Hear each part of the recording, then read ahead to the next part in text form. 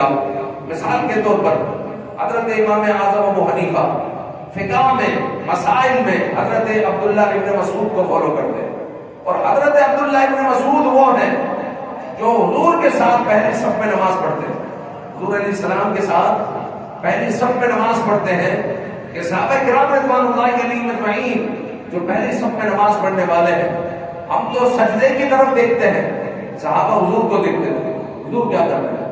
جس طرح یہ بیان کیا گیا کہ فرض کی تیسری اور چوتھی رکعت میں قرات نہیں ہوگی، اصل ابھی مغرب کی نماز ہوگی، امام صاحب پہلی دو رکعتوں میں قرات کریں گے، تیسری رکعت میں قرات تو نہیں ہوگی، اگر ہوتی تو وہ بھی تیز سے ہوتی، اور عشاء کی آخری دو رکعتوں میں قرات تو نہیں ہوگی، اگر ہوتی تو جس طرح پہلی دو رکعتوں میں قرات ہوئی ہے، جس طرح صلاۃ التسبیح میں 4 رکعتوں میں قرات ہوتی ہے نا صلاۃ التسبیح میں 4 رکعتوں میں، اسی طرح عشاء کی نماز میں بھی 4 رکعتوں میں زور سے تلاوت ہوتی، لیکن حضور علیہ السلام نے پہلی 2 رکعتوں میں تلاوت کی ہے، دوسری 2 رکعتوں میں نہیں کی۔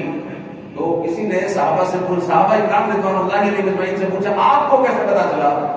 تو کہا کہ جب حضور تلاوت کرتے تو حضور کی داڑھی ہلتی، اور جب حضور تلاوت نہ کرتے تو داڑھی نہ ہلتی۔ تو ہم نے تیسری اور چوتھی رکعت میں حضور علیہ السلام کی داڑھی ہلتے ہوئے نہیں دیکھا، داڑھی ہلتے ہوئے نہیں دیکھا، تو فتویٰ امام اعظم کا ابو حنیفہ کا کیا ہوا کہ تیسری اور چوتھی رکعت میں تلاوت نہیں ہے، فرض کی، سنتوں کی نہیں، فرض کی تیسری اور چوتھی رکعت میں تلاوت نہیں ہے، آپ سورہ فاتحہ پڑھیں، یہ مستحب ہے، سورہ فاتحہ پڑھیں، رکوع کریں، اپنی نماز مکمل کریں، فرض کی، کیونکہ بعض لوگ غلطی کر جاتے ہیں، سنتوں میں بھی یہی عمل کر رہے ہوتے ہیں، صرف فرض کی بات کر رہے ہیں، فرض کی تیسری اور چوتھی رکعت میں تلاوت نہیں۔ اب حضرت امام اعظم ابو حنیفہ رضی اللہ تعالیٰ عنہ کے پاس احادیث کا ذخیرہ، اس پر عمل کریں، کیونکہ ایسی حدیثیں بھی ہیں کہ جس میں ہے کہ حضور نے رفع یدین کیا، ایسی احادیث بھی ہے کہ حضور نے رفع یدین نہیں کیا، بعد میں چھوڑ دیا تھا۔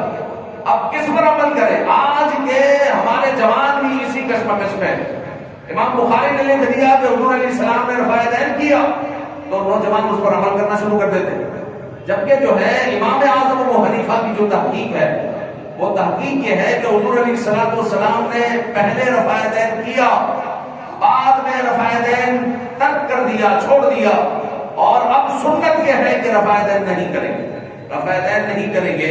اور امام اعظم ابو حنیفہ فالو کس کو کر رہے ہیں؟ حضرت عبداللہ ابن مسعود کو، اور حضرت عبداللہ ابن مسعود کون ہے؟ مفتی مدینہ، عام صحابی نہیں ہے، کیونکہ مسائل جب اہل مدینہ کو پیش آتے ہیں تو عام صحابہ سے نہیں پوچھتے، وہ مفتی مدینہ سے پوچھتے ہیں، وہ خلفائے راشدین کے پاس جاتے ہیں، وہ حضرت عبداللہ ابن مسعود کے پاس جاتے ہیں، وہ حضرت عائشہ کے پاس جاتے ہیں، وہ حضرت عبداللہ ابن عمر کے پاس جاتے ہیں، وہ حضرت عبداللہ ابن عباس کے پاس جاتے ہیں، عام صحابہ کے پاس نہیں جاتے، یہاں تک کہ حضرت ابو ہریرہ کے پاس بھی نہیں جاتے۔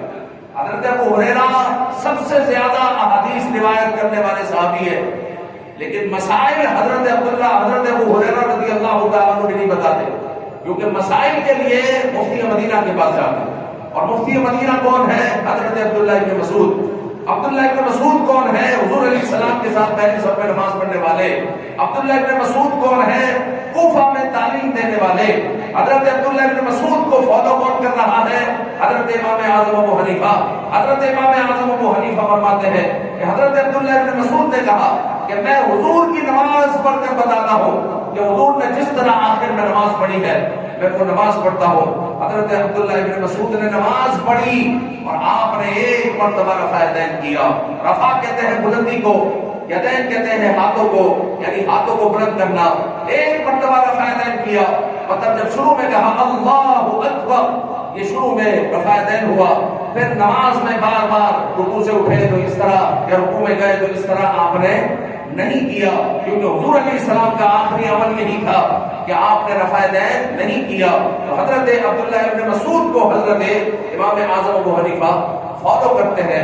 تو میں جو ہے آپ کو یہ بتانا چاہ رہا ہوں، حضرت امام اعظم ابو حنیفہ رضی اللہ تعالیٰ عنہ کا ایک ایک مسئلہ یہ تحقیق پر مبنی ہے، ایسے نہیں کہ امام اعظم ابو حنیفہ نے ایسے ہی بتا دیا ہو۔ حضرت امام اعظم ابو حنیفہ وہ ہے جن کے بارے میں حضرت امام شافعی کہتے ہیں کہ اگر امام اعظم ابو حنیفہ کا شاگرد امام محمد مجھے نہ ملا ہوتا تو شافعی نہ ہوتا، شافعی نہ ہوتا، یہ ایک عام آدمی ہو کر مر گیا ہوتا، چلا گیا ہوتا۔ اگر امام شافعی کو کوئی پہچانتا ہے تو وہ امام اعظم ابو حنیفہ کی وجہ سے پہچانتا ہے۔ اور یہی امام شافعی کہتے ہیں کہ ہم سارے ائمہ، ہم سارے لوگ حضرت امام اعظم ابو حنیفہ کے دسترخوان سے ہی کھاتے پیتے ہیں، امام اعظم ابو حنیفہ کے ہی دسترخوان سے کھاتے پیتے ہیں۔ حضرت امام اعظم ابو حنیفہ کی کیا شان ہے۔ اللہ رب العزت آپ کی قبر انور پر کروڑ رحمتوں برکتوں کا نزول فرمائے، آمین بجاہ النبی صلی اللہ علیہ وسلم۔